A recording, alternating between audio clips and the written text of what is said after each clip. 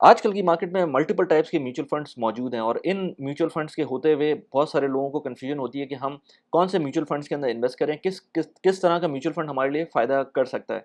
आज हम इस वीडियो के अंदर बात करेंगे कि म्यूचुअल फंड्स के क्या-क्या टाइप्स होती हैं, ब्रॉडली क्या-क्या टाइप्स होती हैं और म्यूचुअल फंड इटसेल्फ होता क्या है और आजकल के ज़माने में कौन से म्यूचुअल फंड्स आपको बेहतर फ़ायदा दे सकते हैं और किस में इन्वेस्ट करना चाहिए और किस में आपको रुक के थोड़ा देख कर इन्वेस्ट करना चाहिए। ये सारी चीज़ें आज देखेंगे इस वीडियो के अंदर। Without further do, let's begin. अगर आप इस चैनल के ऊपर नए लैंड किए हैं तो मैं आपको वेलकम करता हूं और साथ में मैं बताऊं कि मैं हर हफ्ते 3 वीडियोस अपलोड करता हूं पर्सनल फाइनेंस और प्रोडक्टिविटी के पॉइंट ऑफ व्यू से।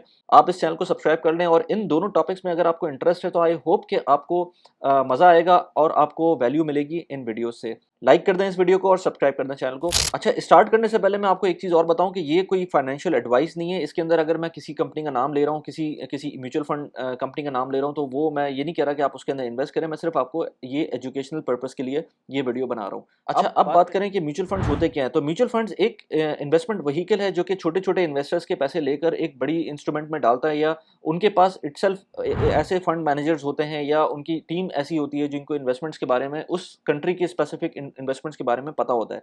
इन्वेस्टमेंट किस तरह की हो सकती है, उसके अंदर स्टॉक्स की इन्वेस्टमेंट हो सकती है, बॉन्ड्स की इन्वेस्टमेंट हो सकती है, मनी मार्केट के इंस्ट्रूमेंट्स की इन्वेस्टमेंट हो सकती हैं और बहुत सारे अदर एसेट्स की, जिसके अंदर रियल एस्टेट भी आ जाता है, उसकी भी इन्वेस्टमेंट्स हो सकती हैं। तो इस तरह की ब्रॉड एरे के अंदर इन्वेस्टमेंट्स हो सकती हैं, बड़ी बड़ी इन्वेस्टमेंट्स हो सकती हैं जो कि छोटे लोगों से पैसे लेकर बड़ी इन्वेस्टमेंट कर सकते हैं लोग।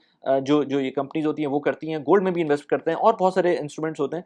तो बेसिकली एक ये समझ लें कि ये क्राउड फंडिंग है। आप मल्टीपल लोगों से पैसा लेकर आप किसी एक जगह लगा रहे होते हैं। तो अपेरेंटली जो म्यूचुअल फंड मैनेजर्स हैं एएमसीज के अंदर, उनको ज़्यादा पता होता है, ज़्यादा नॉलेज होती है, तो वो जो एसेट एलोकेशन करते हैं तो होपफुली वो अच्छी जगह पे कर सकें। अब ये अच्छी जगह करते हैं नहीं करते हैं ये एक अलग क्वेश्चन है, लेकिन एटलीस्ट जो जो मॉडल है वो इसी तरह का है। अच्छा, अब मैं आपको बताऊं कि इसके अंदर मल्टीपल टाइप्स के म्यूचुअल फंड्स आपने सुने होंगे। Money market funds, fix income funds, equity funds, balanced funds, funds of funds, speciality funds, index funds और पता नहीं क्या क्या। लेकिन अगर इनको मैं ब्रॉडली कैटेगराइज करूं तो मैं इनको 3 चीज़ों में डिस्ट्रीब्यूट कर सकता हूं। सबसे पहले इक्विटी फंड, सेकंड नंबर पर जो मनी मार्केट फंड और तीसरे नंबर पे अगर आप कहें तो हाइब्रिड फंड। अब ये 3 जो मेजर म्यूचुअल फंड्स हैं, इसके अंदर मैं बात करूं, वैसे तो और भी चीज़ें हो सकती हैं। कमोडिटीज़ फंड्स हो सकते हैं जिसके अंदर गोल्ड के ऊपर बेस करता है जो जो फंड की प्राइस, या और दूसरी तरह की भी हो सकते हैं। लेकिन अगर हम जनरली बात करें, जो हम म्यूचुअल फंड की बात करते हैं, तो वो 3 मेजर टाइप के होते हैं। अच्छा, यहाँ पर मैं एक और बात बता दूं आपको। मैंने पिछली दफ़ा वीडियो में भी कहा था कि मेरी वीडियोस के अंदर जो नीचे कमेंट्स आ रहे होते हैं उसके अंदर कभी कभी स्कैमर्स आ जाते हैं, स्पैमर्स आ जाते हैं। तो उन दोनों लोगों से आपको बचना है और मेक श्योर करना है कि आप उनके चक्करों में ना आएँ, क्योंकि मैंने देखा है बहुत सारे कुछ लोग उनके ऊपर कमेंट्स करके आंसर्स भी मांग रहे होते हैं। तो इस तरह के लोग आ जाते हैं जो क्रिप्टो से रिलेटेड बात करते हैं, या व्हाट्सएप दे देते हैं कि हमारे इस व्हाट्सएप पे कनेक्ट करें। तो मैं कभी भी अपना व्हाट्सएप कमेंट सेक्शन में नहीं डालूंगा। तो मेक श्योर करें आप ऐसे लोगों से बिल्कुल भी बात ना करें। इसके अलावा मेरा न्यूज़लेटर ज़रूर सब्सक्राइब करें। न्यूज़लेटर के अंदर मैं बहुत सारी इन्फॉर्मेशन दे रहा होता हूँ, हर हफ्ते न्यूज़लेटर निकालता हूँ मैं। तो प्लीज़ न्यूज़लेटर को सब्सक्राइब करें, लिंक मैंने डिस्क्रिप्शन में डाल दिया है। अच्छा, अब इन तीनों टाइप के जो फंड्स हैं उसके बारे में अगर बात करें तो सबसे पहले तो मैं बता दूं कि आपको ये इन्वेस्टमेंट करेंगे कैसे। तो करना ये होगा कि आपको पहले तो, अगर पाकिस्तान के अंदर है तो पाकिस्तान के अंदर इन जो वेबसाइट्स हैं ना, बड़ी कंपनीज की वेबसाइट्स हैं, लाइक मिज़ान की म्यूचुअल फंड्स की वेबसाइट हो गई, या एकेडी ट्रेड्स की जो म्यूचुअल फंड्स की वेबसाइट हो गई, या एमसीबी आरिफ हबीब की वेबसाइट हो गई, या इस तरह के और बहुत सारे फैसल एसेट मैनेजमेंट और पता नहीं कितने एसेट मैनेजर्स हैं, उनकी वेबसाइट्स पे जाकर आप देख सकते हैं। किसी तरह उनको कांटेक्ट करें और उनके अंदर आप इन्वेस्टमेंट स्टार्ट कर सकते हैं। किस में इन्वेस्टमेंट करनी है, कौन से फंड में इन्वेस्टमेंट करनी है, या आपके ऊपर डिपेंड करता है। आप उनसे पूरी तरह से एक कंपनी नहीं, आप मल्टीपल कंपनी से बात करें, आजकल के हिसाब से बात करें कि किन फंड्स के अंदर इन्वेस्टमेंट अच्छी रहेगी। लेकिन मैं आपको एक जनरल आइडिया देता हूँ कि जो 3 फंड्स मैंने आपको बताया। तो सबसे पहले अगर हम बात करें इक्विटी फंड की, तो इक्विटी फंड, क्योंकि आजकल इंटरेस्ट रेट बहुत हाई हुए हैं, पूरी दुनिया में हाई हुए हैं, पाकिस्तान के अंदर इंटरेस्ट रेट हाई हुए हैं, तो यहाँ पर आपको जो जो रिटर्न्स मिलते हैं, भले वो इस्लामिक फंड्स हों या कन्वेंशनल फंड्स हों, इन दोनों के अंदर जो आपको रिटर्न्स मिलते हैं वो रिलेटिवली बेहतर होंगे कंपेयर टू इक्विटी फंड्स के। इक्विटी फंड्स होते हैं बेसिकली जहाँ पर स्टॉक मार्केट के अंदर जो फंड मैनेजर स्टॉक मार्केट में इन्वेस्ट करते हैं, उन फंड्स को हम इक्विटी फंड कहते हैं। इक्विटी फंड के अंदर मल्टीपल टाइप्स हो सकती हैं। पहले हम ज़रा बात कर लें मनी मार्केट फंड को ख़त्म करते हैं, उसके बाद इक्विटी फंड पे आते हैं। तो मनी मार्केट फंड, जैसे मैंने कहा, क्योंकि इंटरेस्ट रेट हाई हैं, तो जितने भी फंड मैनेजर्स जो मनी मार्केट के होंगे, वो आपको रिटर्न्स, इस वक्त जो रिटर्न मिल रहे हैं वो तकरीबन 15%, इवन 16% भी कहीं कहीं मिल जाएगा। मैं ये वीडियो बना रहा हूँ 5th ऑफ जुलाई को, और I think 7th of July को मॉनेटरी पॉलिसी अनाउंसमेंट है, जिसके अंदर वो 1% प्रॉब्ली 100 बेसिस पॉइंट की इंक्रीज एक्सपेक्टेड है इंटरेस्ट रेट के अंदर। तो अगर ऐसा होता है तो उस केस के अंदर जो मनी मार्केट फंड हैं वो फर्दर आपको एक्स्ट्रा जो जो रिटर्न्स होंगे वो देंगे। तकरीबन आप ये समझ लें कि ऑलमोस्ट 16% पे जा सकता है। इसका फ़ायदा क्या है, इसका नुकसान क्या है मनी मार्केट में इन्वेस्ट करने का? आप ये समझें कि आजकल के ज़माने में तो मनी मार्केट अच्छा है। उसका रीज़न ये है कि आपको बेस्ट रेट मिल सकते हैं। इस इक्विटी के अंदर इस वक्त कोई इतना फ़ायदा नहीं हो रहा है। स्टॉक मार्केट के अंदर कोई सब कुछ नेगेटिव में चल रहा है इस वक्त। अगर किसी ने आज से 6 महीने पहले, 3 महीने पहले, 2 महीने पहले, 10 महीने पहले, 1 साल पहले इन्वेस्टमेंट की होगी तो वो इस वक्त नेगेटिव में होगी। लेकिन जो मनी मार्केट है वो ऑलवेज, क्योंकि वहाँ पर आपको इन्फ्लेशन एडजस्टेड, आपको थोड़ा सा इन्फ्लेशन एडजस्टेड तो नहीं लेकिन इन्फ्लेशन से थोड़ा कम आपको उसमें रिटर्न मिल रहे होते हैं, तो थोड़ा बहुत वो आपको प्रॉफिट दे रहा होगा। अब उसका फ्लिप साइड क्या है? फ्लिप साइड ये है कि ये आपको कंप्लेसेंट बना सकता है मनी मार्केट फंड। लेकिन आपको लेट्स से किसी टाइम पे स्टॉक मार्केट में रैली आती है तो जो इंक्रीज आएगा वो मनी मार्केट फंड्स के अंदर नहीं आएगा। जो जो नैव का इंक्रीज होगा, नेट एसेट वैल्यू, जो उसकी जो एक यूनिट होता है, जो इंक्रीज होगा, जो आपको प्रॉफिट देगा वो मनी मार्केट फंड नहीं देगा, वो उस वक्त स्टॉक मार्केट फंड देगा। लेकिन वो कब आता है ये किसी को नहीं पता। इसलिए करंटली मैं ये कहता हूँ कि आप अपनी इन्वेस्टमेंट का कुछ पोर्शन दोनों साइड पर रखें, लेकिन ज़्यादा पोर्शन इस वक्त के हिसाब से मनी मार्केट फंड के अंदर रखना चाहिए, ताकि आपको जो जो ग्रोथ मिल रही है वो मिलती रहे। जैसे जैसे चीज़ें चेंज हो रही होती हैं, जैसे जैसे इंप्रूवमेंट आ रही होती है, इंटरेस्ट रेट कम हो रहे होते हैं, वैसे वैसे अपने पोर्टफोलियो को एडजस्ट करना चाहिए। करंटली स्टॉक मार्केट के इक्विटी फंड्स के अंदर डालेंगे तो वो फ़ायदा नहीं करेंगे, बल्कि मैं कहता हूँ कि अगर आप इक्विटीज़ में खुद इन्वेस्टमेंट स्टार्ट करना चाहते हैं तो वो ज़्यादा बेहतर है कंपेयर टू इक्विटी फंड्स के इटसेल्फ। मनी मार्केट में फंड मैनेजर कैसे पैसे बनाते हैं? फंड मैनेजर इस तरह पैसे बनाते हैं कि गवर्नमेंट उनको ऑप्शन देती है कि भाई हमसे मेरे मेरे जो बॉन्ड्स हैं वो खरीद लो। जो एमसीज है वो ज़्यादा रेट पे खरीद के आपको थोड़ा सा कम रेट के ऊपर देती हैं, और ये काम इसी तरह चल रहा है। अनफॉर्चुनेटली ये इसी तरह से चलता है।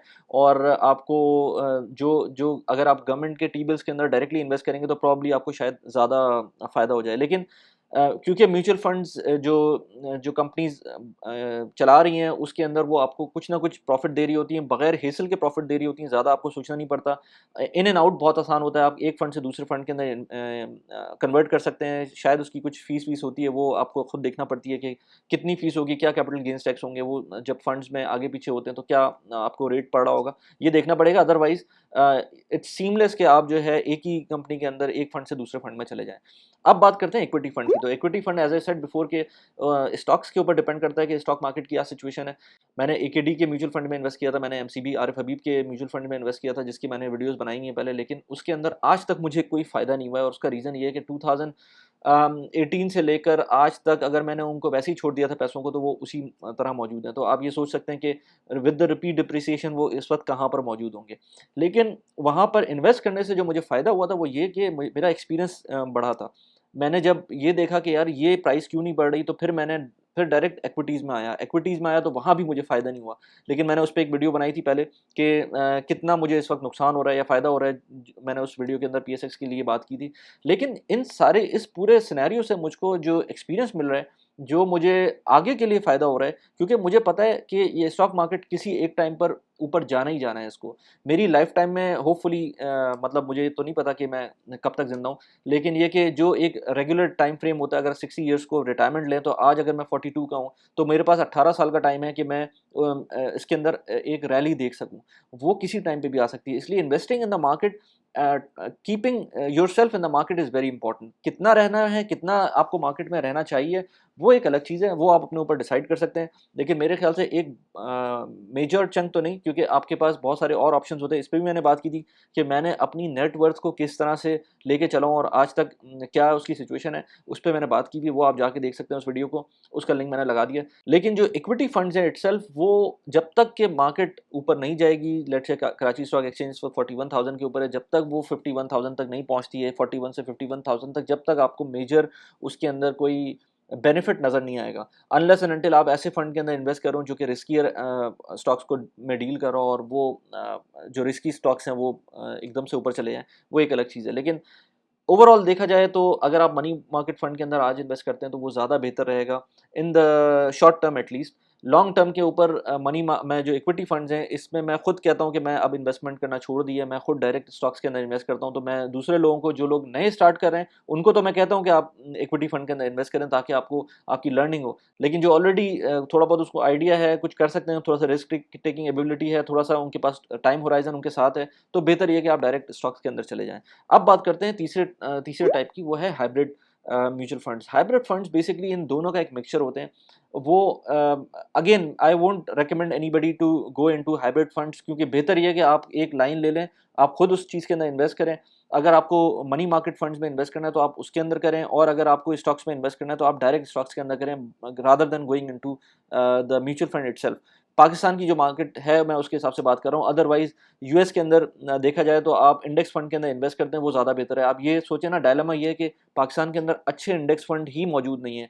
मैंने जो थोड़ा सा रिसर्च की है, मुझे अभी तक एक मीज़ान का इंडेक्स ट्रैकर फंड मिला था जिसके अंदर वो KMI 30 को ट्रैक करा था, और एक AKD का इंडेक्स फंड है जो KC 100 इंडेक्स को ट्रैक कर रहा है। इसके अलावा कोई इंडेक्स फंड नहीं है, और इसके अंदर भी ट्रैकिंग एरर बहुत ज़्यादा मौजूद है। उस पर भी मैंने इंडेक्स फंड के ऊपर वीडियो बनाई है कि पाकिस्तान के अंदर इंडेक्स फंड का क्या फ्लॉज, कितने फ्लॉज हैं। तो इसलिए इंडेक्स के अंदर इन्वेस्ट करने का आप किसी और म्यूचुअल फंड में इन्वेस्ट करना जो कि एक कन्वेंशनल म्यूचुअल फंड हो, नॉर्मल किस्म के स्टॉक्स में इन्वेस्ट करो, वो ज़्यादा बेहतर है कंपेयर टू आप ये देखें कि इंडेक्स फंड में इन्वेस्ट करें। अगर आप यूएस की बात करेंगे या आप बाहर की कंट्रीज़ की बात करेंगे तो उसके अंदर एक सेंस थोड़ा बहुत बनता है। लेकिन डाउन मार्केट में अगेन इंडेक्स फंड आपको उस तरह के रिटर्न नहीं देते। They are not very attractive, जैसे पर से कहा जाए ना कि वो उसके अंदर वो उस तरह के रिटर्न्स नहीं है। लेकिन और उस पे प्रॉब्लम ये है कि पाकिस्तान के अंदर अगर आप म्यूचुअल फंड में इन्वेस्ट करते हैं तो वो rupee depreciation at the same time आपको हिट करती है, और जब वो हिट करेगी तो आपको लगेगा कि आपकी इन्वेस्टमेंट तो बिल्कुल नेगेटिव में ही चली गई है। तो ये बात है, ये प्रॉब्लम है पाकिस्तान के अंदर, और इसलिए मैं डायरेक्ट अब इक्विटीज़ के अंदर आ गया हूँ और म्यूचुअल फंड्स के अंदर डायरेक्ट इन्वेस्ट नहीं करता। इसलिए हाइब्रिड फंड्स के अंदर भी एज सच मैंने आपको बता दिया कि ये क्या होते हैं। लेकिन आजकल के ज़माने के हिसाब से बात की जाए कि हाई इंटरेस्ट रेट इन्वायरमेंट के अंदर मनी मार्केट फंड ज़्यादा बेहतर हैं। भले आप वो मीज़ान का ले लें, इस्लामिक इन्वेस्टमेंट के पॉइंट ऑफ व्यू से, या कोई कन्वेंशन ले लें, आपको रेट्स मनी मार्केट फंड्स के ही अच्छे मिलेंगे। मैंने इस वीडियो के अंदर बात की थी कि मैं किस तरह से अपनी इन्वेस्टमेंट्स कर रहा हूँ और PSX के अंदर मेरा क्या स्टैंडिंग है इस वक्त, वो मैंने यहाँ पर इस वीडियो के अंदर जिक्र किया था। वो जाके देख सकते हैं कि क्या होल्डिंग्स है मेरी इस वक्त। और इसके अलावा मैंने यहाँ पर इस वीडियो के अंदर बात की है कि pros and cons of dividend paying stocks. अगर आप डायरेक्ट स्टॉक्स में इन्वेस्ट करना चाहते हैं तो वो कौन से प्रोज एंड कॉन्स है जो आपको देखने चाहिए डिविडेंड पेइंग स्टॉक्स के, वो इस वीडियो में मैंने जिक्र किया। उसको जाके देख सकते हैं। कैसी लगी वीडियो प्लीज़ मुझे बताइएगा। Thanks for watching the video. Bye bye.